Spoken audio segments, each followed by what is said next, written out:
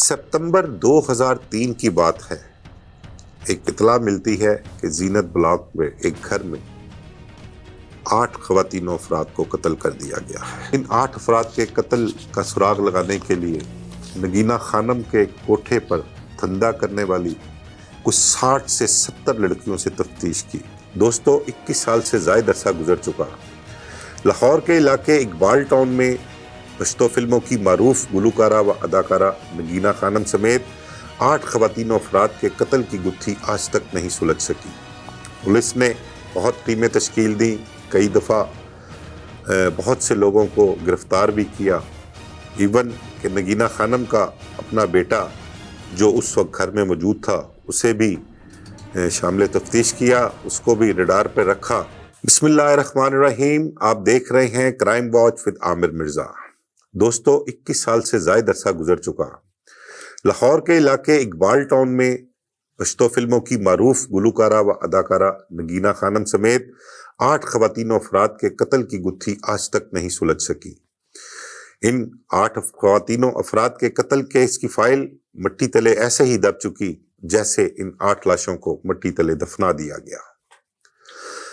इन 8 ख़वातीन अफराद में कत्ल होने वालों में नगीना खानम, उसकी एक बेटी, एक रिश्तेदार लड़की, 2 पोते, एक ड्राइवर, एक मुलाजमा और इसके अलावा एक फिल्म साज शामिल था। दोस्तों, कातिल इस कदर सफाक और महारत रखते थे कि इन 8 अफराद को सरों में गोलियां मारकर कत्ल किया गया। किसी मोहल्लेदार या हमसाया तो दूर की बात, घर की बलाई मंजिल पर सोए हुए नगीना खानम के बेटे तक को भी खबर ना हो सकी कि उसके घर में इस कदर खौफनाक खून की होली खेली जा चुकी है। आज 21 साल से ज़ायद का अरसा गुजर चुका है इस कत्ल की लर्ज़ाखेज वारदात को। आज तक इनके कातिलों का सुराग नहीं मिल सका। पुलिस ने बहुत टीमें तश्कील दी, कई दफ़ा बहुत से लोगों को गिरफ्तार भी किया।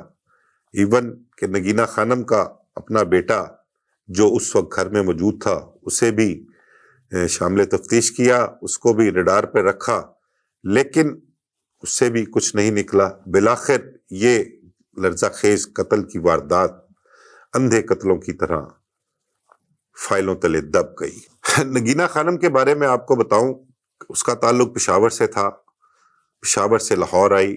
बचपन से ही उसको फिल्मों में काम करने का और गुलकारी का शौक था। नगीना खानम ने 130 से ज़ायद फिल्मों में गुलकारी भी की और 100 से ज़ायद फिल्मों में मुख्तलिफ करैक्टर्स भी किए। नगीना खानम ने स्टूडियो में एक एकेडमी भी बनाई जहां पर जवां साल लड़कियों को आर्ट एंड डांस की तरबियत दी जाती थी। नगीना खानम ने बहुत जल्द ही हालात को भांप लिया। जिस मकसद के लिए वो फिल्म इंडस्ट्री में आई थी, वो शोहरत की बुलंदियों पर पहुंचना चाहती थी और पैसा कमाना उसका मकसद था। फिल्म इंडस्ट्री के जो हालात थे उनके मुताबिक उसने भांप लिया कि यहाँ पर रहकर सिर्फ अदाकारी या गुलकारी के जरिए वो पैसा नहीं कमा सकती। जिस पर उसने देखा कि फिल्म इंडस्ट्री में बहुत से नौदौलतिये रईसजादे सिर्फ अय्याशी की गर्ज से आते हैं। जिस पर उसने फैसला किया कि वो इन रईसजादों और नौदौलतियों की लाइन को अपनाते हुए कुछ ऐसा करेगी जिससे उसके पास पैसों के अंबार लग जाएं, उसके ताल्लुकात अच्छे लोगों से, बाअसर लोगों से बने और वो ऐसा करने में कामयाब भी हो गई। दोस्तों, नगीना खानम जो कि गुलकारा और अदाकारा के तौर पर मशहूर थी, उसने लड़कियों का धंधा शुरू कर दिया। उसने एकेडमी में आने वाली लड़कियों को लालच दे के, पैसे की चमक दिखा के उनको इस धंधे पर लगाना शुरू कर दिया। वो लाहौर शहर से ही नहीं बल्कि अपना पेशावर के इलाके से, इलाका गैर से बड़ी खूबसूरत, खूबरू, जवां साल, कम उम्र की लड़कियों को यहाँ पर लेकर आती, उसे अपने कहबा खाने की जीनत बनाती और लोगों के आगे महंगे दामों पेश करती। नगीना खानम ने एक तवील अरसे तक लड़कियों का धंधा किया, वो ये काम करती रही। इस दौरान उसने पुलिस अफसरान समेत दीगर सरकारी इदारे, سیاستدان، جرائم پیشہ افراد اور یہاں تک کہ اس دور کے بہت سے بڑے بڑے نامور صحافیوں کے ساتھ بڑے اچھے تعلقات بنا لیے۔ بلکہ میں نے تو خود نگینہ خانم کے منہ سے یہ سنا ہوا ہے کہ یہ جو میرے تعلقات والے کچھ لوگ ہیں یہ میرے منہ بولے بیٹے بنے ہوئے ہیں، یہ مجھے اماں ماں کہہ کے بلاتے ہیں۔ لیکن دیکھیں کس قسم کا رشتہ تھا، کیسا رشتہ تھا کہ منہ بولی ماں جو ہے ان کے لیے کیا کردار تھا اس کا، اور اس کی سپلائی کیا ہوتی تھی۔ بہت سے معاملات دیکھے، بہت سے ایسے واقعات، بہت سے لوگوں کو دیکھا۔ اچھا، ایک چیز ہم اکثر فلموں میں ایک ڈائلاگ سنتے ہیں، خاص کر یہ کہبہ خانوں پر جو نائکائیں ہوتی ہیں وہ ایک ڈائلاگ بولتی ہیں کسی سرکاری افسر کو یا کسی بھی طاقتور ترین شخصیت کو کہہ لیں کہ ایسے بہت سے لوگوں کی وردیاں، یونیفارم ہمارے کوٹھوں کی کھوٹیوں پر ٹنگی ہوتی ہیں۔ آپ یقین کریں ہم نے یہ فزیکلی دیکھا ہے، اس طرح کے مناظر ہمیں دیکھنے کو بھی ملے ہیں، واقعی میں ماضی میں ایسے ہوا کرتا تھا۔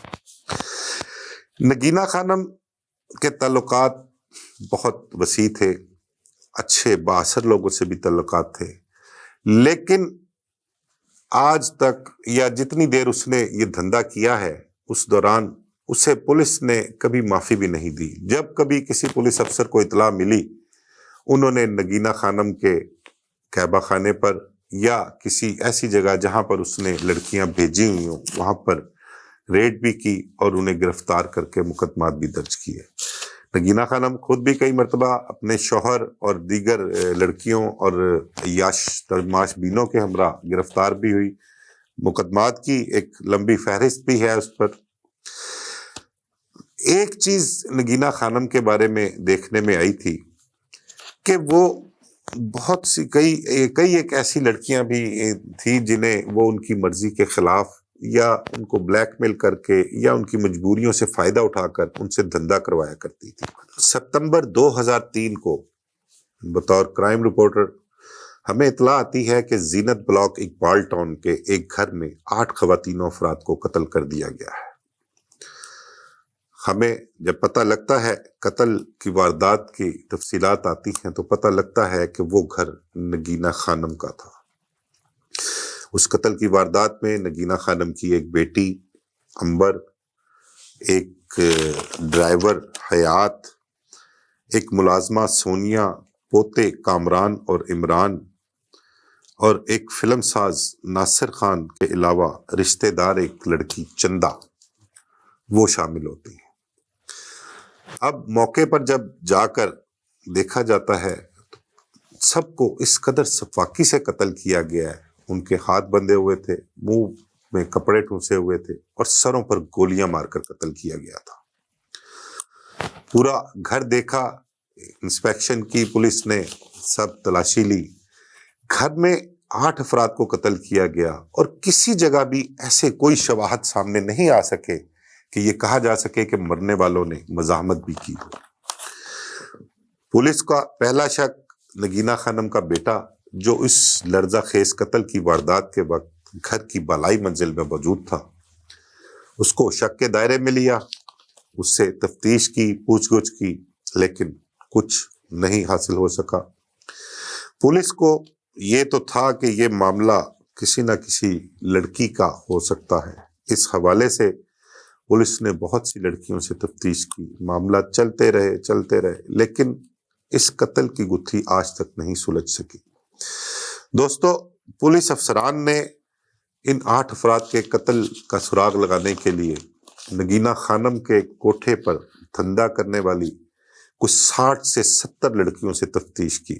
علاقہ غیر سے کچھ لوگوں کو، کچھ لڑکیوں کو بھی گرفتار کر کے لے کے آئے، ان سے بھی معلومات حاصل کرنے کی کوشش کی، لیکن سمجھ نہیں آ سکی۔ پولیس افسران کا یہ کہنا ہے، بلکہ اس وقت کے پولیس افسران بھی یہ کہتے تھے، ان 8 افراد کے قتلوں کا تعلق کسی نہ کسی ایسی مجبور بے بس لڑکی سے معلوم ہوتا ہے جس کے ساتھ زیادتی کی گئی ہے، جس کو زبردستی اس دھندے پر لگایا گیا ہے، لیکن وہ لڑکی کون ہے اتنا طویل عرصہ نگینہ خانم نے دھندا کیا ہے، ہم اس تک نہیں پہنچ سکے، جس وجہ سے اس 8 افراد کے قتل کی واردات کو بالکل ابھی تک بلائنڈ ہی سمجھا جاتا ہے۔ نگینہ خانم کے دونوں بیٹوں کے بارے میں آپ کو بتاؤں کہ اس کا ایک بیٹا جسے نگینہ خانم نے بطور ہیرو فلموں میں متعارف بھی کرایا، لیکن وہ کامیاب نہیں ہو سکا۔ البتہ بطور ولن اس نے بہت سی فلموں میں کام کیا اور کامیابی بھی حاصل کی ہے۔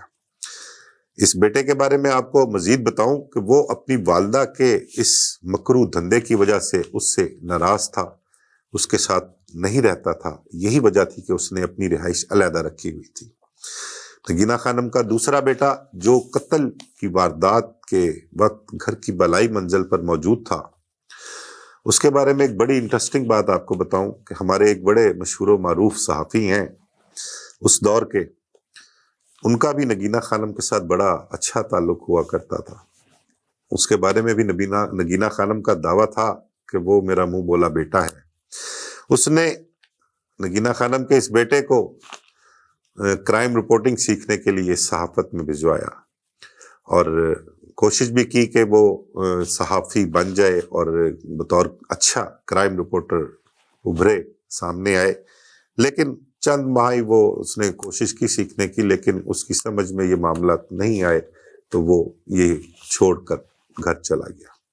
دوستو، نگینہ خانم سمیت 8 افراد کا یہ اندھا قتل، ایسے اور بھی بے شمار واقعات لاہور شہر میں ہیں جن کی فائلیں صرف مٹی کی نظر ہو چکی ہیں، آج تک ان کے قاتلوں کا کچھ پتہ نہیں چل سکا۔ انشاءاللہ آگے چل کے بھی آپ سے مزید ایسے ہی کیسز کے بارے میں تفصیلات شیئر کروں گا۔ اجازت دیجیے، اللہ حافظ۔